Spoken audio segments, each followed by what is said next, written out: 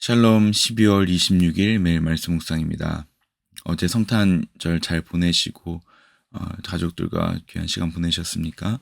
예수님께서 우리를 위하여서 오신 그 사랑을 기억하면서 오늘 하루도 기쁜 하루 되시길 소망합니다.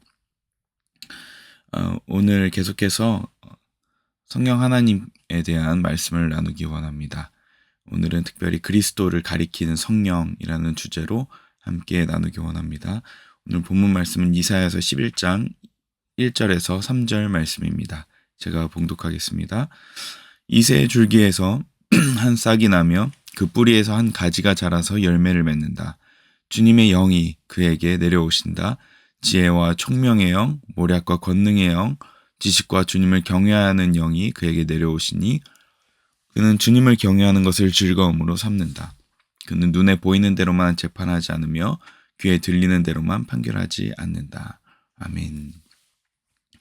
계속해서 우리가 성령 하나님에 대한 묵상을 하고 있습니다. 우리가 흔히 성령을 생각할 때 능력이나 은사, 체험을 먼저 떠올리지만 사실 성경에서 핵심적으로 이야기하는 성령의 사역들은 오히려 자신이 드러나는, 자신의 능력을 나타내는 사역보다는 언제나 그리스도를 가리킨다는 것을 우리가 알 수 있습니다.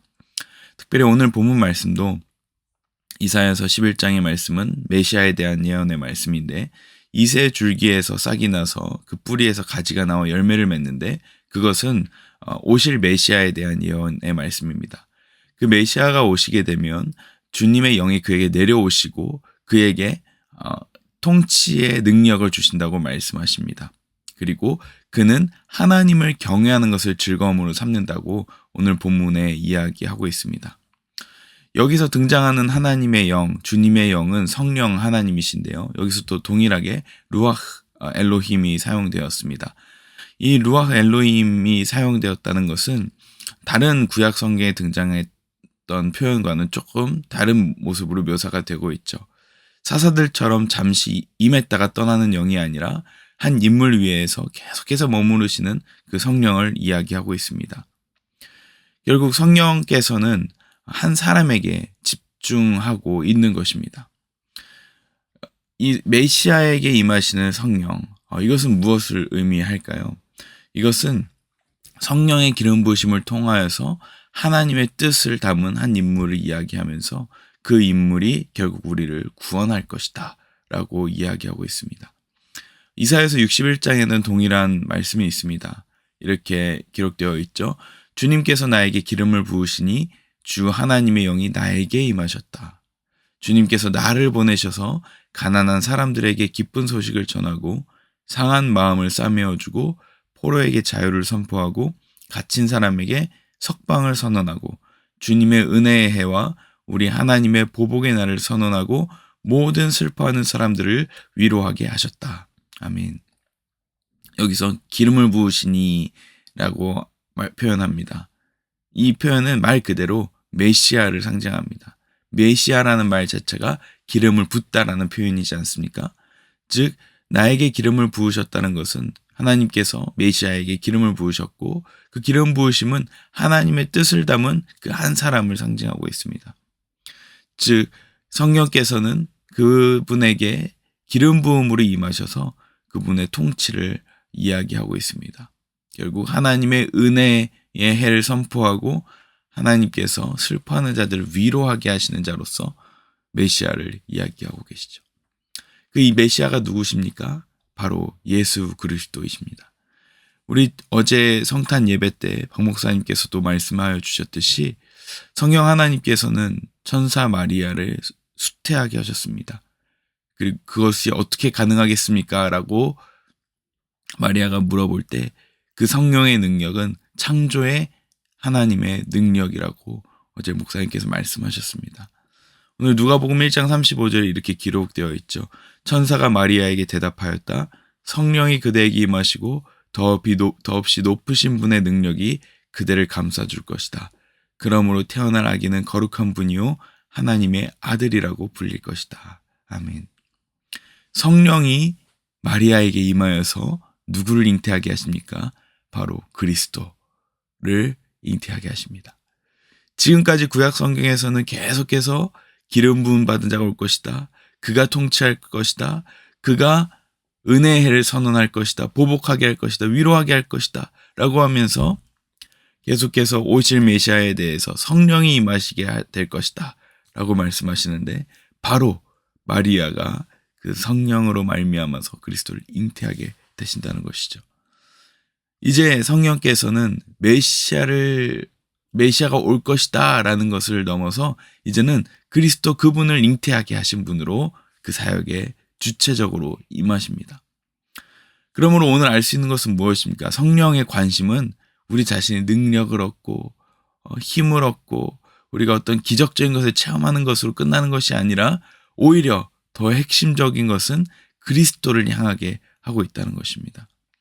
마리아에게 어떤 은사를 주신 것도 아니고 어떤 사명을 주신 것도 아닙니다. 오히려 한 분, 그분을 잉태하게 하시죠. 바로 그리스도를 잉태하게 하신다는 것입니다. 이것이 오늘날 우리에게 무엇을 말하고 있습니까?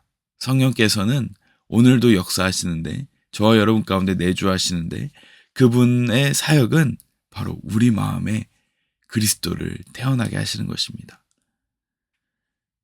다시 바꿔 말하면 성령은 우리 안에서 그리스도를 주목하게 하십니다. 그리스도께서 우리 안에 사역하게 하십니다. 지난주에는 우리가 성령께서 중생하게 하신다, 다시 태어나게 하신다는 말씀을 나눴습니다.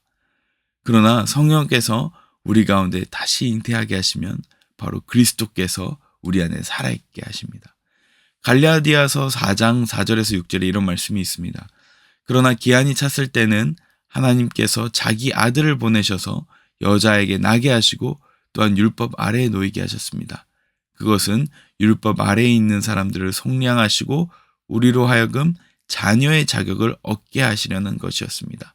그런데 여러분은 자녀이므로 하나님께서 그 아들의 영을 우리의 마음에 보내주셔서 우리가 하나님을 아빠 아버지라고 부를 수 있게 하셨습니다. 아멘. 성령께서 우리 가운데 오셔서 우리가 자녀 되게 하시고 아빠 아버지라고 부를 수 있게 하시는 것, 즉 그리스도께서 우리 안에 새로 태어나게 하심으로 우리도 다시 태어나게 하시고 결국 성령으로 말미암아서 우리의 마음에도 마리아에게도 그리스도께서 잉태하게 하신 것처럼 우리의 마음에도 그리스도께서 태어나도록 생성이 되도록 그리스도께서 살아나시도록 역사하신다는 것입니다. 그래서 우리는 때때로 성령께서 우리 안에 계신가? 라고 의심할 때도 있지만 성령의 사역은 눈에 보이지 않습니다. 오히려 생명을 태어나게 하셔서 보이지 않으시고 오히려 그리스도를 드러내게 하십니다. 결국 우리 안에 그리스도께서 태어나셨습니다. 아니, 다시 말하면 그리스도께서 우리를 태어나게 하신 것이죠. 성령으로 말미암아 말입니다. 참 이게 오묘한 신비입니다. 예수님께서 우리에게 계속 신비한 말씀들을 하시죠. 내가 너희 안에, 너희가 내 안에. 우리가 태어나고 또 그리스도께서 우리 안에 태어나시고 이런 순환적인 묘사들이 성경에 계속해서 등장합니다.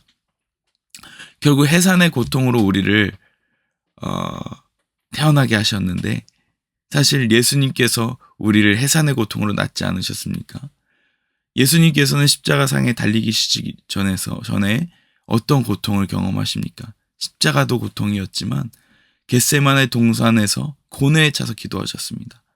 예수께서는 22장 44절에 고뇌에 쌓여서 더욱 간절히 기도하셨다라고 하시면서 그의 땀이 핏방울처럼 땅에 떨어졌다라고 말씀하십니다.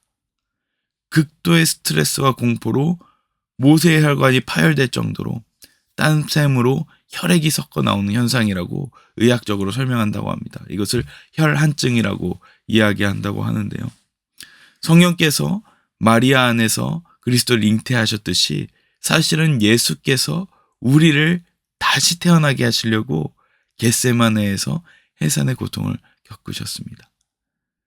마치 무릎을 땅에 대고 자기의 머리를 무릎에 대고서 정말 마치 아이를 낳듯이 기도했던 엘리야처럼 아마도 예수님께서도 그렇게 기도하지 않으셨을까요? 정말 땅에 무릎을 꿇고 머리를 조아리면서 하나님께 극도의 공포로 고통으로 기도하셨던 예수님. 그것이 마치 해산의 고통으로 우리를 낫기 위해서 하신 기도셨습니다. 그것은 누가 역사하셨을까요? 바로 그리스도 안에 성령께서 그렇게 일하시지 않으셨을까요? 바로 성령께서는 우리 안에 그리스도를 태어나게 하시려고 그리스도를 보내셨고, 또 그리스도를 통하여서 우리를 태어나게 하시려고 성령께서는 역사하셨습니다. 결국 성령 하나님께서는 그리스도를 향하게 하시려고 우리 마음에 임하셨습니다. 우리 안에 그리스도께서 살아 움직이시게 하시려고 계속해서 손가락으로 예수 그리스도를 향하게 하시죠. 말씀을 정리하겠습니다. 구약에서 성령은 그리스도를 예고하셨습니다. 그리고 마리아에게 그리스도를 잉태하게 하셨으며 오늘 우리 안에 그리스도께서 살게 하십니다.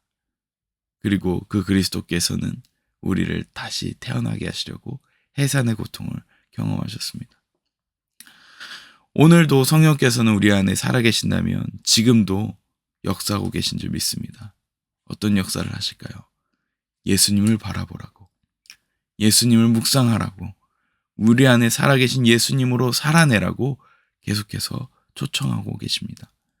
그러므로 오늘 우리가 기도할 수 있습니다. 성령님, 오늘도 제 안에 예수 그리스도를 존재하도록, 예수 그리스도를 가리키도록 도와주십시오. 라고 기도할 때 성령께서 가장 기뻐하지 않으실까요? 그렇게 기도할 때 성령께서 우리의 시선을 돌려서 예수님께로 향하게 하실 것입니다. 예수님께서 이 땅에 오셔서 하신 사역들, 그리고 부활 승천하셔서 우리 안에서 계속해서 말씀하시는 그 사역들을 행하실 줄을 믿습니다. 성탄을 맞아서 우리에게 아기 예수님을 보내주신 그 하나님의 사랑을 기억하고, 또 여전히 우리 안에서 지금도 살아계셔서 역사하시는 성령으로 말미암아 그리스도를 살아내도록 하시는 그 하나님, 우리가 그것을 묵상하면서 오늘 하루를 승리하시고 주님과 깊이 동행하시는 귀한 하루 되시길 소망합니다. 기도하겠습니다. 사랑의 하나님, 성령을 보내주셔서 그렇게 수천 년간 예언되었던 그리스도를 우리가 품고 살아가게 하시니 감사합니다. 왕이신 주님께서 우리를 다스리시며 친히 우리의 왕이 되어주셨는데 하나님, 주님 뜻에 따라서 기쁨으로 살아가게 하여 주시고 구원의 감격을 회복시켜 주셔서 하나님께 우리가 우리의 모든 마음을 드리며 하나님께 순종하며 주님을 따르며 주님을 기쁘시게 하는 저희의 삶이 될 수 있도록 축복하여 주시옵소서. 감사드리며 예수님 이름으로 기도합니다. 아멘.